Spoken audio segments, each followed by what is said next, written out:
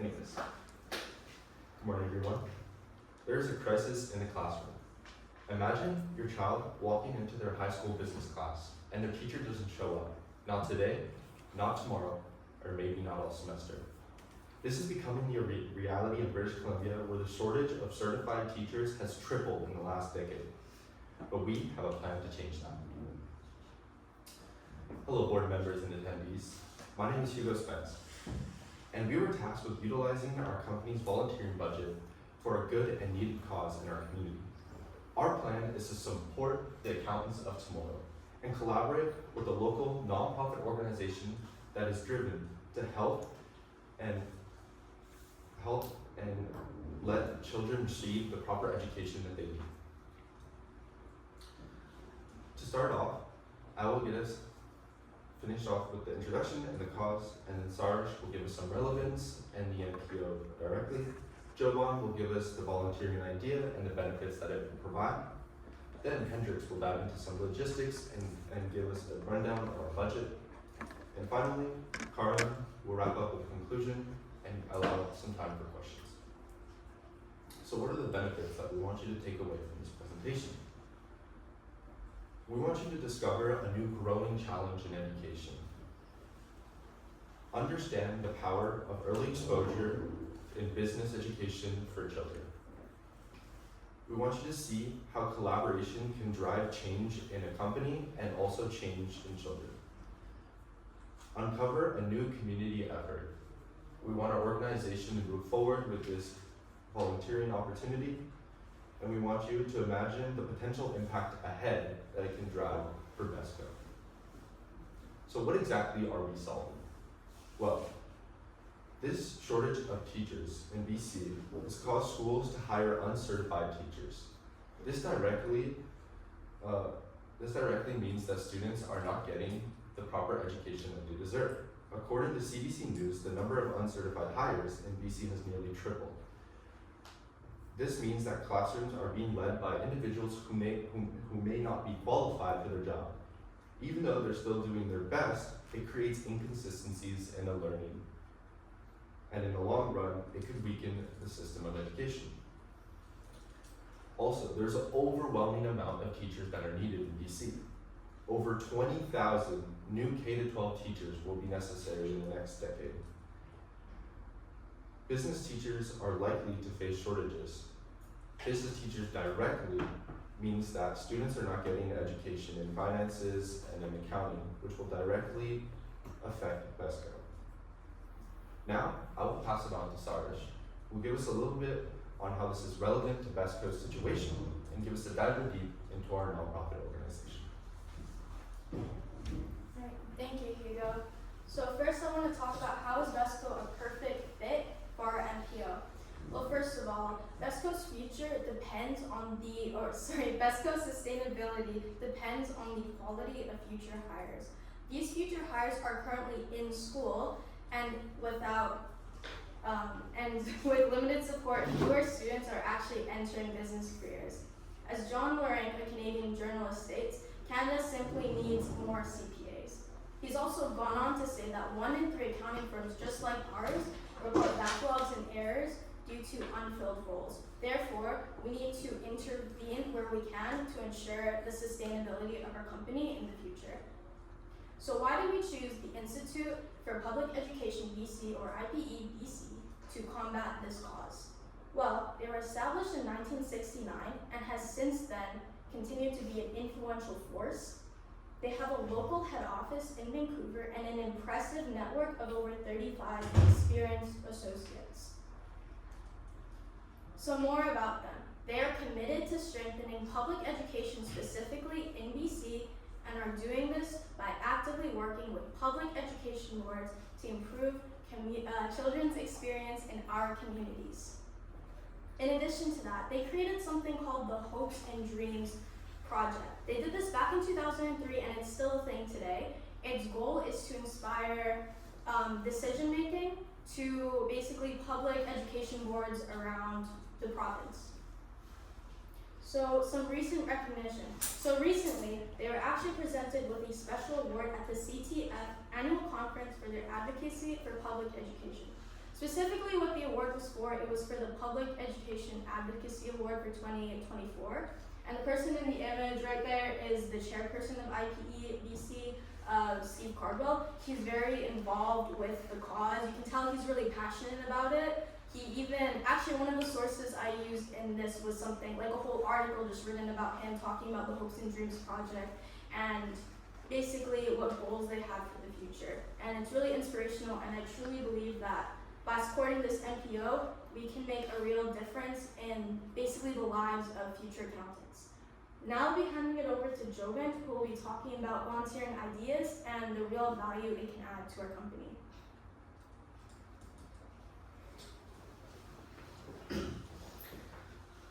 So talking about the volunteering idea and benefits, by partnership with IPEBC, a well-known non-profit for the development of the public education, we are going to launch a volunteering plan that is going to fill the immediate need in the classrooms to address the shortage of business educators and spark interest in students about the accounting, finance, and business. So what we're going to do is send a group of trained volunteers from our firm to local high schools, which will give them, who will give the students the presentations and also introduce them to real world accounting tasks, including invoice simulations to budgeting exercises.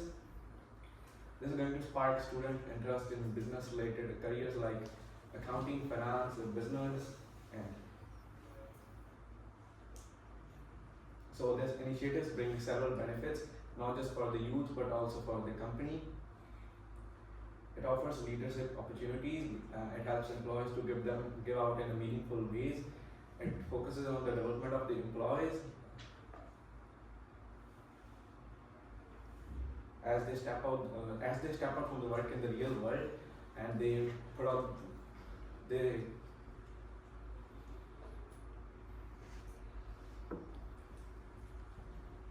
step out into mentorship and teaching roles, developing communication and public speaking skills. It also focuses on teamwork, as a group of 3 or 4 members will work together to prepare and deliver a presentation. It's going to enhance the firm's public image and live out our values in the real world, and also focusing on our reputation.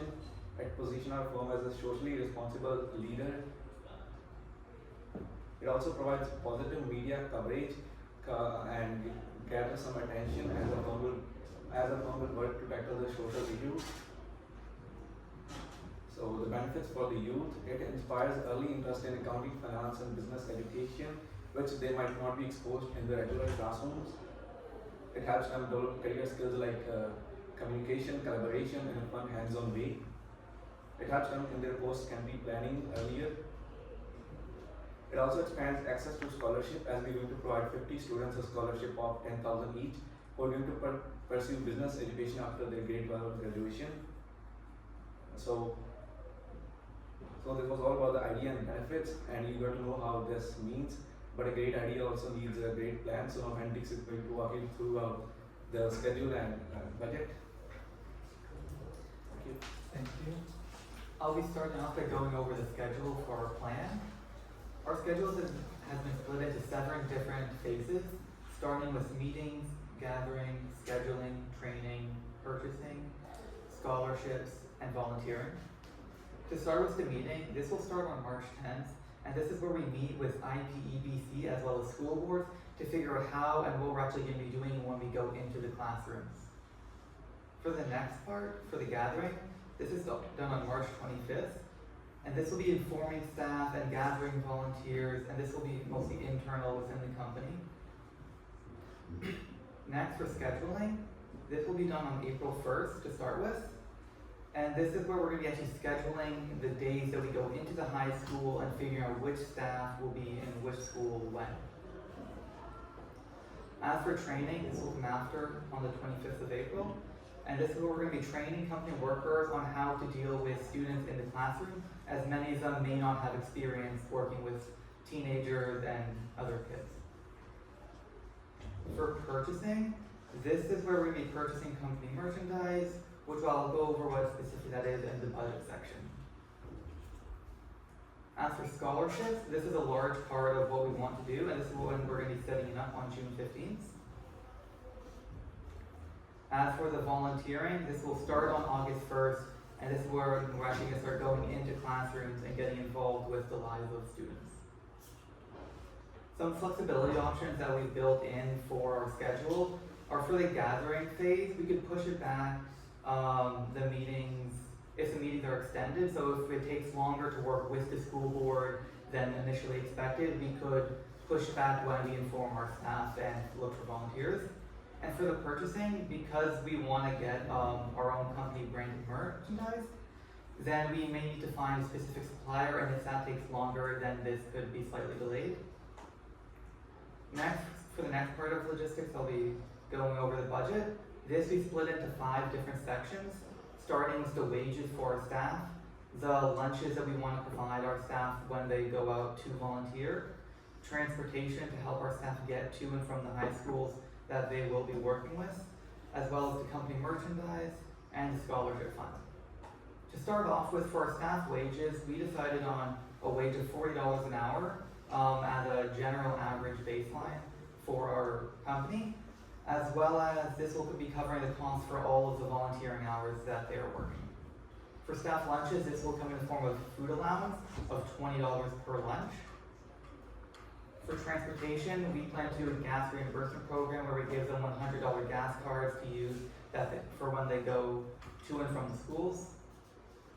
As for the company merchandise, this will be given out to our staff as well as some students when they're there. This will include things like company shirts, as well as things like pencils and notepads for students in the classroom. For the scholarship fund, this was the Little Number Crunchers Initiative scholarship fund that was one of the first things we thought of for this proposal. And this is a $10,000 per fund for up to about 50 students. For the budget options, we came up with 3 different options for everybody. The lower, intermediate, and superior options. The differences here are between what benefits we're offering both to staff as well as the amount of scholarships we're giving to youth. For our recommended budget, ours is the one that uses up 100% of our budget. We think this is the superior budget because it covers everything in a comprehensive manner. It's realistic as it uses our budget, and we are not like shrinking the amount for certain areas.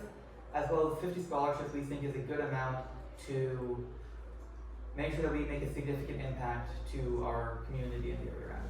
Next, I'll be passing us off to Drawn for the conclusion. Thank you, Nicholas. As the presentation comes to an end, I would like to remind everyone about the benefits and the problems that we would like to fix. First, the benefits that we want to remind everyone is that the problems is that there's a growing teacher shortage in BC and also all around the world, but in the BC.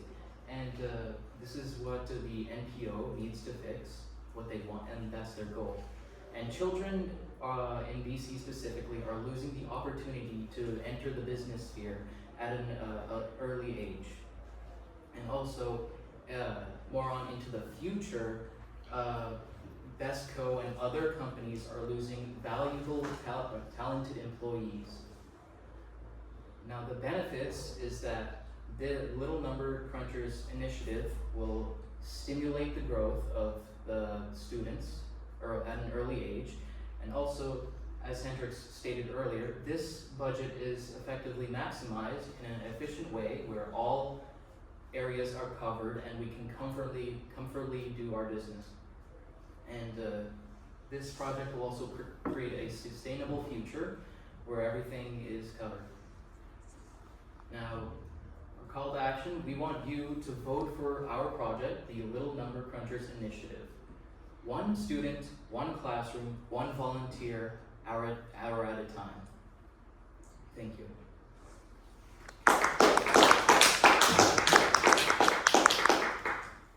Okay, are there any questions for our members? Any?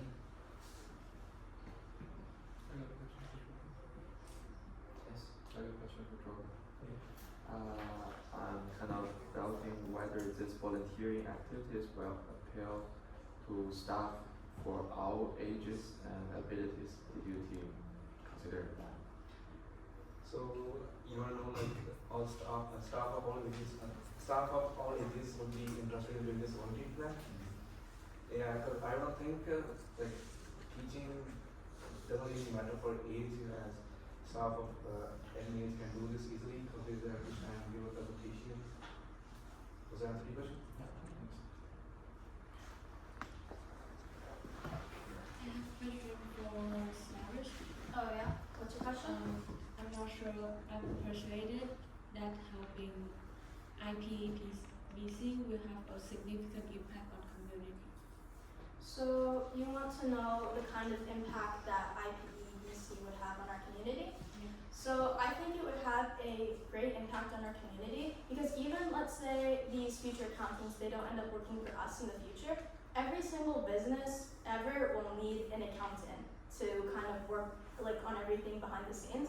So basically by supporting these children today, we're basically helping our community sustain all of their businesses, not just our own. Does that answer your question? Okay, thank you. I have a question for you. So, Make you feel confident about your team's credibility. How much time went into researching this idea? so you'd like to know how much time and effort was put into researching the different sources and companies? Yeah, that's a great question.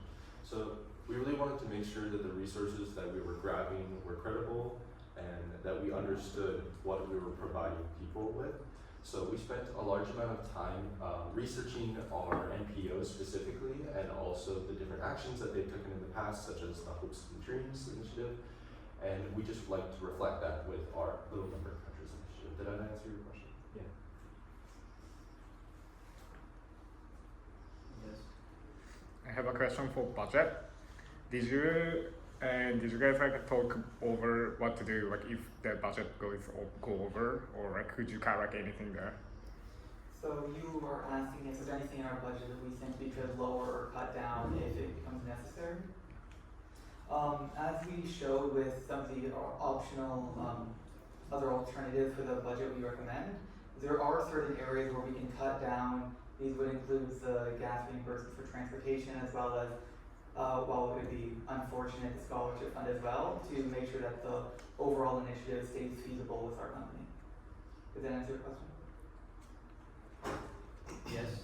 So I have a question for Karan. So now that this project is over and we're about to select one idea, what can you offer as a final reason we should select your teams versus other people's NPOs?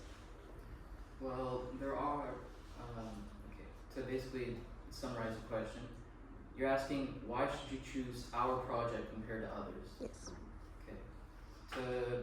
There are many reasons why you should choose our project, but the main important reason that I believe is best is that by helping stimulate the business growth of students currently in schools, in the future we'll be able to greatly benefit the accounting and business and finance sphere.